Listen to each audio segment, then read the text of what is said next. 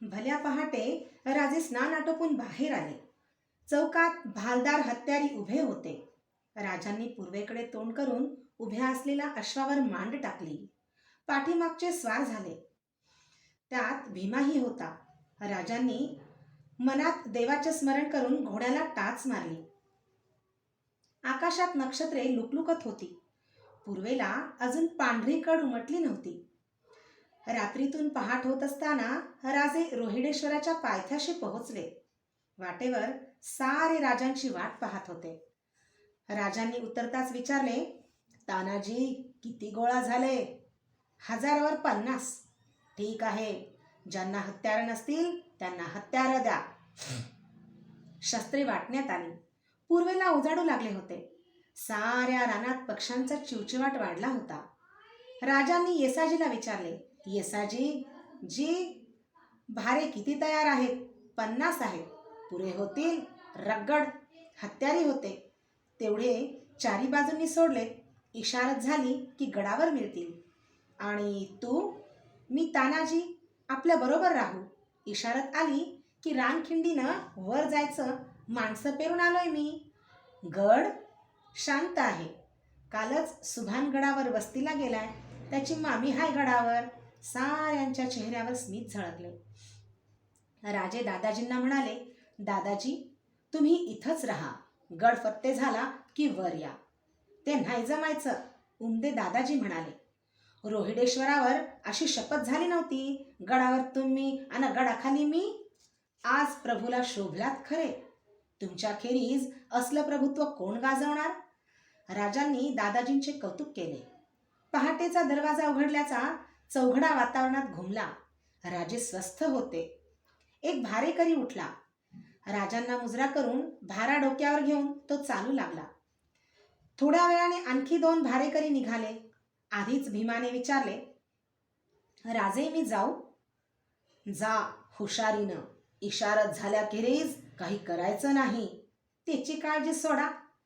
थोडे भारे आणखी गेले आणि भीमाने भारा उचलला. राजांनी विचारले, तलवार घेतलीस ना? भीमाने हसून भाऱ्याकडे बोट दाखवले. सूर्य क्षितिजावर येईपर्यंत रानात फक्त राजे, दादाजी, येसाजी आणि 50 मावळे राहिले. रानावर उन्हे फाकत होती. नव्या पालवीचे नानाविध रंग रानावर दिसत होते.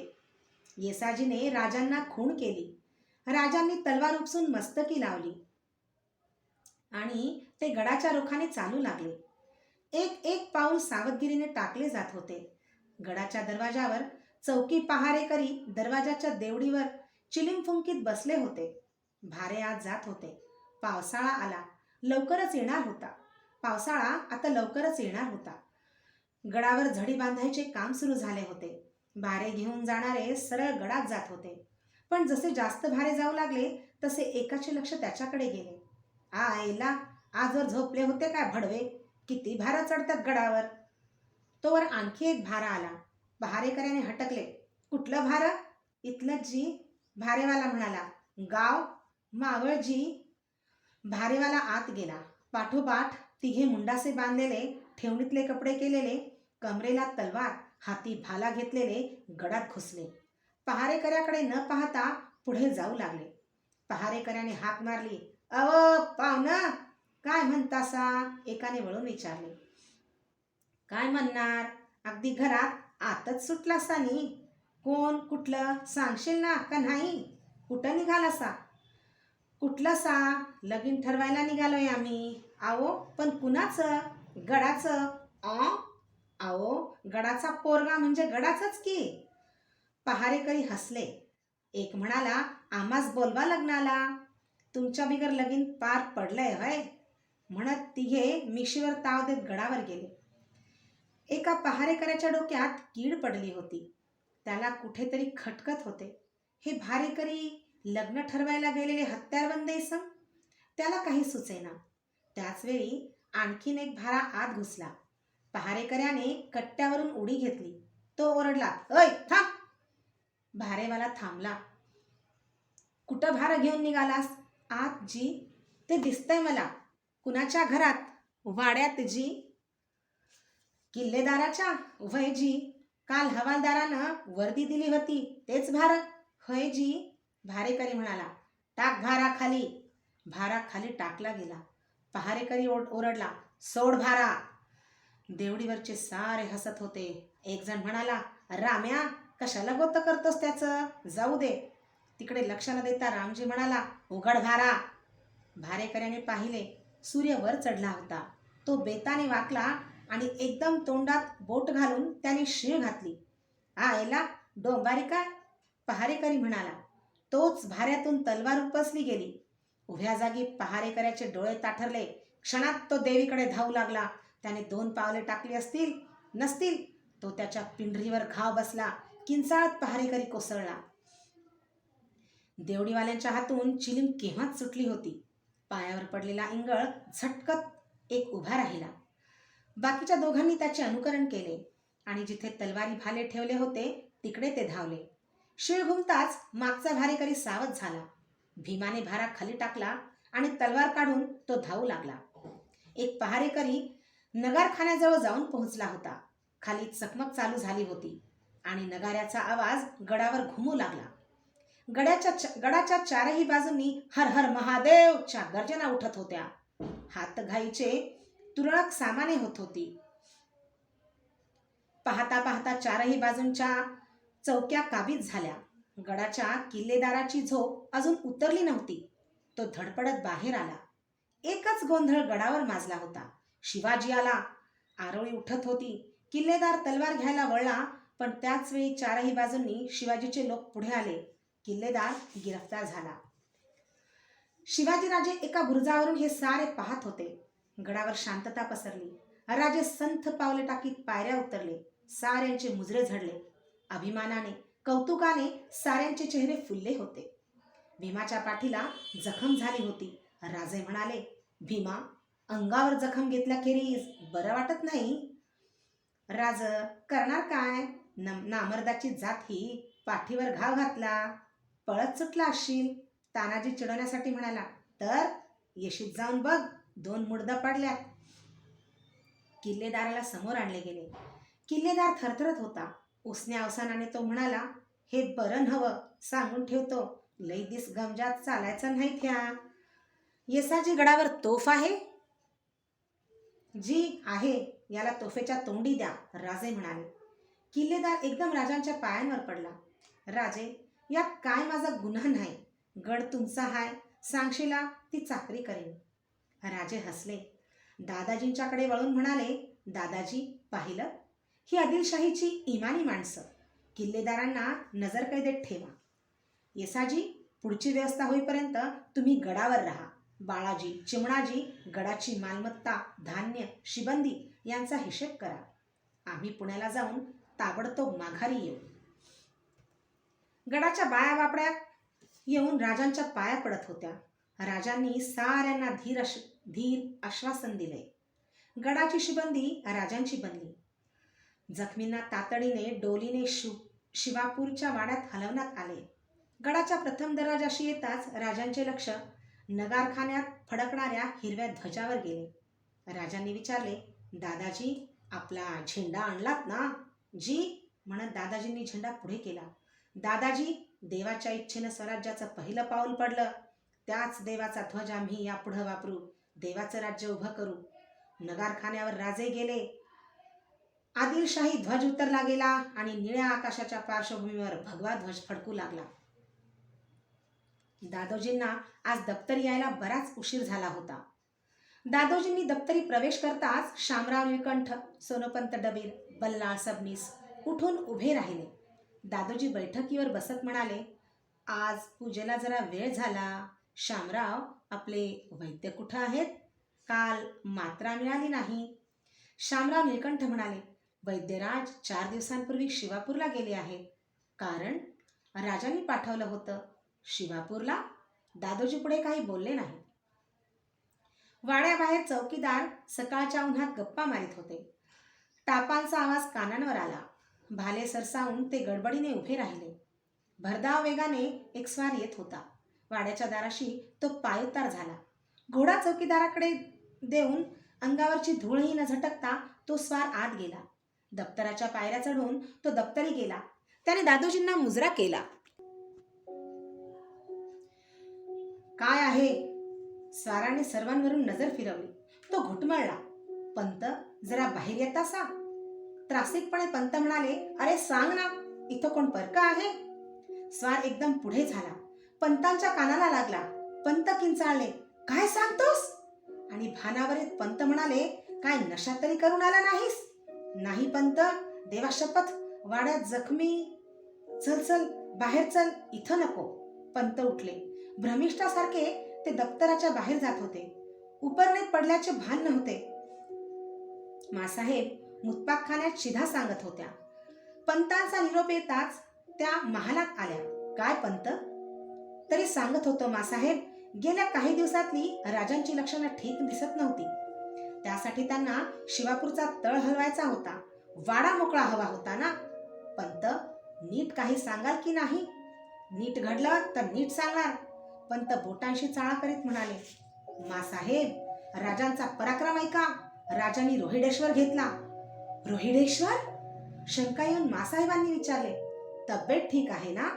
होती मासाहेब, आता राहील की नाही ते माहीत नाही. राजांच्या रोहिडेश्वराच्या खेपा, दादाजी नरसप्रभूची वाढती संगत, मावळ्यांची जमावणी, साऱ्यांचा अर्थ आता कळला. कोणी सांगितलं? खोटं असेल. खोटं? मासाहेब, शिवापूरचा वाडा जखमींनी भरला आहे आणि राजे, देवाची कृपा, राजे सुखरूप आहेत. जिजाबाईंनी सुटकेचा निश्वास सोडला. त्या हसून म्हणाल्या, पण हे घडलं कसं? मासाहेब, 1200 स्वारांनिशी राजे रोहिडेश्वरावर चालून गेले. किल्लेदाराला कैद केलं. गडावर आज आदिलशाही निशाण नाही. शुभ आला की सारं कळेल. आता कळून तरी काय फायदा? जे घडायला नको होतं ते घडून गेलं. राजे केव्हा येणार आहेत? शिवापूर सोडायच्या तयारीत होते अशी वर्दी आहे. मासाहेब, उभं राहत नाही, जरा बाहेर जाऊन बसतो.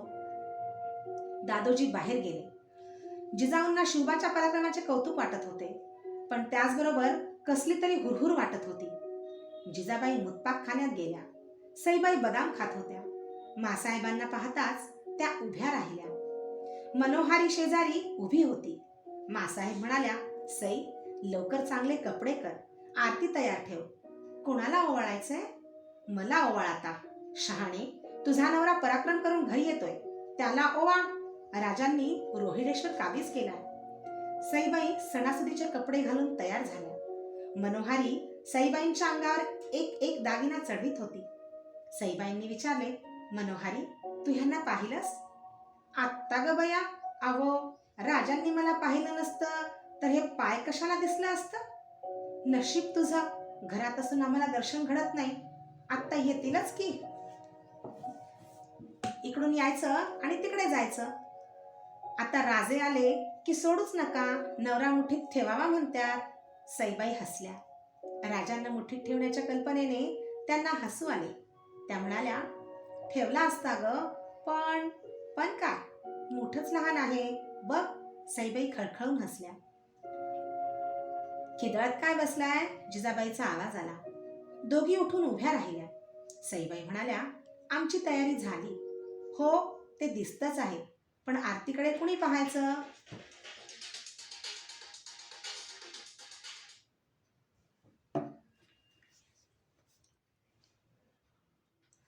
दोघी जीव चावून बाहेर पळून गेल्या. राजांचा रोहिडेश्वराचा पराक्रम साऱ्या वाड्यात पसरलेला होता. जिकडे तिकडे कुजबूज चालू होती. घोड्याच्या टापांचा आवाज येऊ लागला आणि जो तो हातातली कामे टाकून धावू लागला. अश्वपथक वाड्यासमोर येऊन थांबले. घोड्यांच्या टापांनी राजवाड्याबाहेरचे मैदान भरून गेले. राजे पायउतार झाले. वाड्याच्या दाराशी सुवासिनींनी राजांच्या पायांवर पाणी घातले. दही भात ओवाळून टाकला. राजांनी पाय उचलला. तोच पिवळे जरी वस्त्र नेसून येणाऱ्या सईबाई नजरेत आल्या. पुन्हा पाऊल मागे घेतले. सईबाई आल्या. त्यांनी राजांच्या मस्तकी टिळा लावण्यासाठी हात उंचावला. राजांनी मान वाकवली. घामाने भरलेले कपाळ, धारदार नाक, कानात हेलकावे घेणारी ती कर्णकुंडले, क्षणात केवढे मोहक दर्शन घडले. सईबाई लाजल्या. राजांची नजर सईबाईंना निरखीत होती. सईबाईंनी गडबडीने विडा हाती दिला आणि ओवाळले. विडा तपकात ठेवताच राजांच्या ओठांवर हसू होते. राजे आत आले. मासाहेबांच्या पायांना हात लावून ते पाया पडले. मासाहेब म्हणाल्या, औक्षवंत व्हा, विजयी व्हा. राजांचे लक्ष मासाहेबांच्या शेजारी उभ्या असलेल्या मनोहारीकडे गेले. राजे थांबले. जिजाबाईंनी विचारले, का थांबलात राजे? मनोहारीकडे बोट दाखवीत राजे म्हणाले, हिला कुठंतरी पाहिल्यासारखं वाटतं. जिजाबाई हसल्या. त्या म्हणाल्या, राजे एवढ्यात विसरलात? नाचणीला पाटलांनी तुमच्या समोर आठवलं, ही मनोहारी ना? हो, चांगली आहे मुलगी. तुम्ही भेटला नसता तर काय झालं असतं मुलीचं कुणास ठाऊक. राजे सदरेत आले. सदरेत तानाजी, दादाजी, नरसप्रभू उभे होते. राजांनी पेशव्यांना विचारले, दादोजी कुठं आहेत? दप्तरी. राजांनी दादाजींकडे पाहिले. दादाजी राजांच्या मागून चालू लागले. ते दप्तरी जाताच दादोजी उठून उभे राहिले. दप्तरी दादोजी एकटेच होते. राजांनी दादोजींना नमस्कार केला. दादोजी राजांच्याकडे पाहत होते. राजे, हे करायचं होतं तर आधी का सांगितलं नाही? राजे काही बोलले नाही. आम्ही विश्वासातले वाटलो नाही. गैरसमज होतोय दादोजी. चांगला समज झाला आहे. भावनेच्या भरात एक गोष्ट करून गेला. परिणाम माहीत आहे. ते आनंदानं सहन करू. राजे सहजपणे बोलून गेले. बोलणं फार सोपं. आज रोहिडेश्वर काबीज केला. आदिलशाहीचा गड घेतला. बादशाही राहून बादशहाशी वैर पत्करलं. कुठली बादशाही दादोजी? कोणाची? राजे उफाळले. जिथं धर्म सुरक्षित नाही, दैवत सुरक्षित नाही, नोकरीही स्थिर नाही. कुठली नोकरी? आपण सांगितलं नाही म्हणून आम्हाला कळायचं राहिलं थोडंच. शहाजीराजांच्या वर, त्याचबरोबर तुमच्यावरही ठपका देऊन थोरल्या महाराजांची दरबारी चौकशी झाली. ती कशासाठी? तो गैरसमजाचा प्रकार होता. गैरसमज? शाही गैरसमजाचे परिणाम आम्ही जाणतो. मुरार जगदेव हाल हाल करून मारले गेले. अशाच गैरसमजुतातून आमच्या आजोबांचे, लखुजी जाधवरावांचे, मानाच्या सरदारांचे भरदरबारी तुकडे उडवले गेले. असले गैरसमज फार दिवस सहन व्हायचे नाहीत आम्हाला. मग तुमच्या प्रकारानं थांबतील? श्रींच्या मनात असेल तर जरूर थांबतील. दादोजी दादाजी नरसप्रभूंकडे पाहत उफाळले. आणि तू? तुला तरी अक्कल हवी होती. अरे, जेध्यांच्या कारभारी तू, शाही दरबाराचा वतनदार, रोहिड खोऱ्याचा देशपांडे या पोरखेळात सामील झालास? राजे शांतपणे म्हणाले, पंत, हा पोरखेळ नाही. राजे, तुमचं वय लहान आहे. फार पावसाळे या पिकल्या केसांनी पाहिले. निदान राजकारणात तरी मला शिकवू नका. थोरल्या महाराजांनी असाच बंडावा केला होता. 6,000 फौज होती. सारा मावळ महाराजांच्या मागे उभा होता. काय झालं त्या बंडाव्याचं? धुळीला मिळालं ते स्वप्न. जिथं त्यांची ही स्थिती, एक अपयश हे कदाचित दुसऱ्या यशाची सुरुवात असते. राजे, मला फार बोलता येत नाही, पण मी सांगतो ते ध्यानी ठेवा. पुढे हे शब्द आठवतील. तुम्ही जो डाव टाकीत आहात तो कदाचित. राजे ओरडले, थांबा पंत. दैव कुणाला चुकलं नाही. आमच्या कार्याला आशीर्वाद देता येत नसेल तर देऊ नका, पण आज दैवाचं राज्य उभं करीत असताना शाप तरी देऊ नका. देऊ? येतो आम्ही. आणि भावनाविवश झालेले राजे दप्तरातून निघून गेले. साऱ्या मावळ्यांचे जेवणखाण होऊन हातावर पाणी पडायला संध्याकाळ झाली. जिजाऊंच्या महालात राजे बराच वेळ बसले होते. जिजाऊ म्हणाल्या, दादोजींनी हे मनाला फार लावून घेतलं आहे. राजे, आता थोडे दिवस सबुरीनं घ्या. मासाहेब, तसं करता येईल असं वाटत नाही. कारण एक गड घेतला काय आणि अनेक गड घेतले काय. आता जाणून बुजून सापाच्या शेपटीवर पाय ठेवला आहे. दुसरे गड सावध व्हायच्या आत सत्ता बळकट करायला हवी. आणि विजापूरकर चाल करून आले तर त्याचाही आम्ही विचार करून ठेवला आहे. मंदगती हे शहांचं बिरुद आहे. कागदी घोडे नाचवून हवा तेवढा वेळ काढता येईल. जिजाबाई निश्वास सोडून म्हणाल्या, तुम्ही काय करावं हे जाणता. लक्षात ठेवा, एवढंच, आम्हाला दुसरा आधार नाही. जे काही कराल ते पूर्ण विचारानं आणि श्रद्धेनं करा. राजे उठत म्हणाले, मासाहेब, येतो आम्ही. पहाटे परत गडावर जायचं आहे. सारा बंदोबस्त पुरा व्हायचा आहे. थांबा, जिजाबाई म्हणाल्या.